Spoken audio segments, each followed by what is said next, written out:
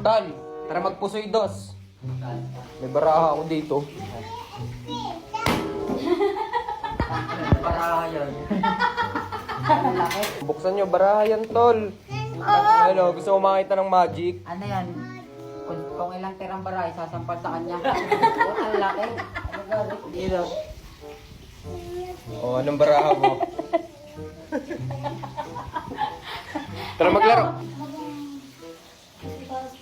Eh, di guys. Laki. Dos. Ikaw, siguro dos. Wala nga. Eh, tapos na ako. Full. Tal, Ikaw ikaw. na, kahit ano. Tal. Ikaw. Siyete. Ikaw. Ala. Taro. So, magbalasa ka. Ayoko ka, sakit-sakit sa kamay.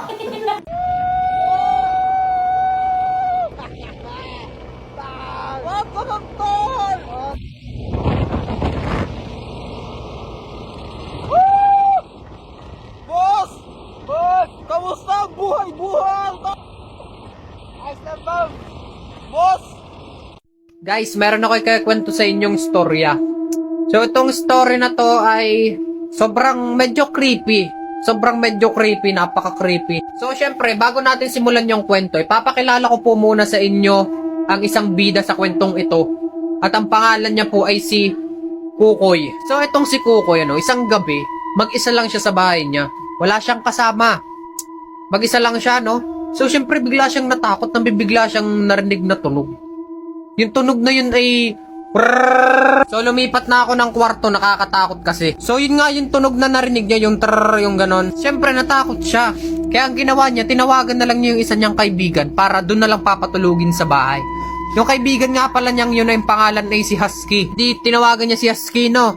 Tinawagan niya yung cellphone, tas tumunog yung cellphone.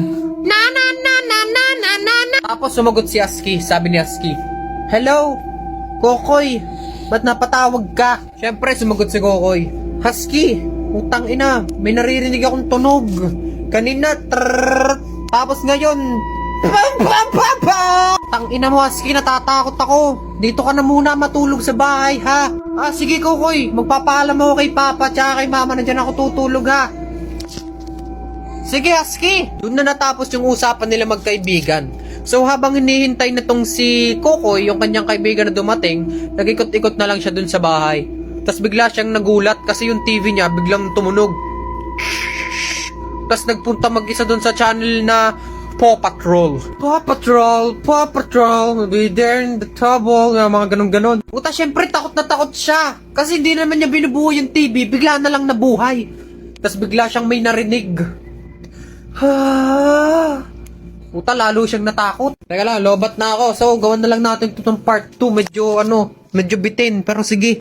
Your attitude, like my shoes, very expensive, but always under my feet.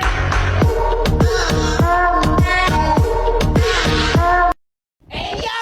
What's up sa inyo mga kaibigang putik? Gusto ko lang pong sabihin sa inyo, no, mga kaibigan, kinabukasan, bukas, November 15, birthday ko! Kanina nag-post ako sa page ko, no, sabi ko, hindi ko birthday bukas. Pero ang totoo, birthday ko bukas. Syempre, joke lang yun. Kabaliktaran yun. Sana mag-gets nyo. So, sinabi ko sa inyo na birthday ko bukas, hindi para magpapansin o kung ano. Sinabi ko na birthday ko bukas para ipaalam sa inyo na magse-sale din ako nitong clothing ko. Oh my God, may pa-sale yarn. Dahil birthday ko, dating 599, magiging 499 na lang to. Pero syempre, pagkatapos ng birthday ko, tapos na rin yung sale. So, sa mga hindi nakakaalam, 599 po ang benta ko sa Bintana Apparel. So, ganito ang gagawin ko, Di ba, alas 4 na. Mamayang alas 12, November 15 na. Di ba? Ina mo, dito ka. November 15 na, mamayang alas 12. 499 na lang po ang Bintana Apparel. Pero pag nag-alas 12 naman, ulit, di ba? O kumbaga, hanggang, putang ina, hirapan ako magpaliwanag ah. So, ganito na lang para mas madali. Mamayang 12 a.m. hanggang 11:59 p.m. 499 lang po ang Bintana Apparel. Pero pag nag-alas 12 na, November 16 na yun, tapos na birthday ko, tapos na rin ang sale. Kaya ano pang hinihintay nyo mga tol? Umorder na kayo ng Bintana Apparel habang birthday ko pa. Di ba? 499 lang siya. Pero pag tapos na ang birthday ko, 599 na ulit. Tingnan nyo naman. Di ka nangihinayang. So, para po sa lahat ng bumati at babati pa lang, maraming salamat po sa inyo. Pawisan na ako, no?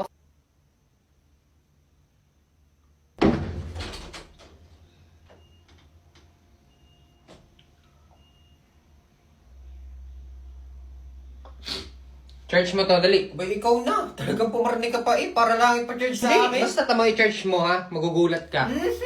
Pa-style. Cha-charge lang, di pa magawa.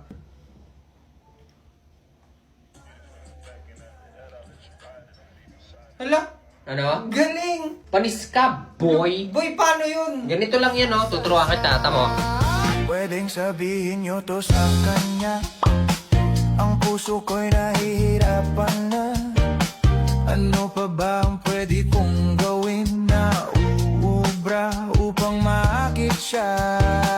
Palagay kaya ako ng tato, magpatubo ng balbas sa nguso, magpalaki ng masasabra.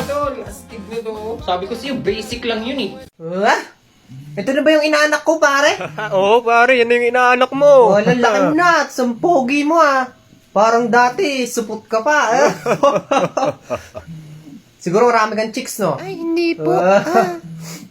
Oh, eto, pambaon mo. Bibigyan kita. Pare, sige, bigyan mo ng pambaon. Bibigyan kita ng pambaon. Ay, sige po. Yun, anak, nakajeta ka naman sa ninong mo no? Pare, bibigyan ko ng pambaon yung anak mo. Oo nga, sabi mo nga. Sige, bigyan mo ng pambaon. Bakit pare? Pare naman. Nagpapahambol lang ako. Alam mo naman wala rin akong pera. Ninong kanyang inaanak ko Sabi mo, bibigyan mo. Hindi, dapat pag nakita mong nakuha ko ng pera, sabi mo, hindi pare, wag na.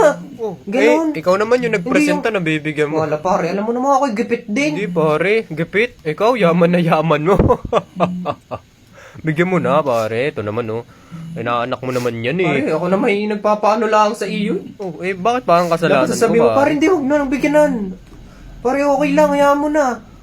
Gayon. Okay lang yun pare, inaanak mo naman yan Tsaka aasa yung bata kasi sinabihan mo. Oh, Yun, thank you po, pare, Ninong. pambiling gatas yung anak ko Ay, salamat pare Nga pala pare, wala nga palang load yan. Baka mabibigyan mo ng pang-load.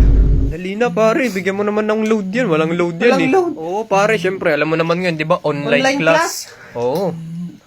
Binigyan ko na Ay, pare, dapat hindi na magagalaw yan Syempre, papasko mo sa kanya yan. Papasko. Oo pare, dapat magkabukod Check yung kung gusto load. mong load. Pindutin mo yung nasa bayo ko. Siya pare, ako yung uuna na. At ako yung Sige pre, paano naman yung yung isa mong pamangkin, di ba? kapatid. Oo, yung kapatid. Paano, hindi mo bibigyan? Galing ka na rin Uy, naman hindi ko dito naman inaanak yun Uy, ano naman pare, di ba kapatid naman yan ng inaanak mo, di parang ganun na din. Dali na pare, bumunot Siya, ka na. bubunot na. Yun, bubunot din naman pala Dami-daming pera, bumunot ka na pare. Ay, putang ina pare. Oh, ano? Sabi mo bubunot Hindi ako. pare. Excuse me, darling, listen me, you're looking very smart. I love my sweetheart, but broken my heart. Your eyes very killer. Hindi naman kasi ako pinapayagan mag-Twitter. Pero may pagkapasaway ako Hanapin mo na lang. Kapag nahanap mo, shhh na lang, ha? I'm tired. I should shower so it'll wake me up. If I'm gonna shower, I should exercise first so I don't have to shower twice. If I'm gonna exercise, I should eat first. If I'm gonna cook, I should have coffee first so I can have energy to cook. If I'm gonna make coffee, I should clean the coffee maker. If I'm gonna clean the coffee maker... To the galactic energy to the power of 8, 7, 2, 3, negative 3 plus y. Oh, bakit late ka na naman?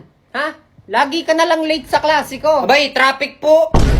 Aba, ay bastos kang bata ka. Bakit sumasagot ka? Abay, syempre nagtatanong kayo Tang ina, bastos talaga tong batang to Tsaka bakit? Kasalanan ko ba akong traffic? O bakit? Sinisiba kita? Tol, tingnan nyo yung laruan ni Utoy. Ang angas.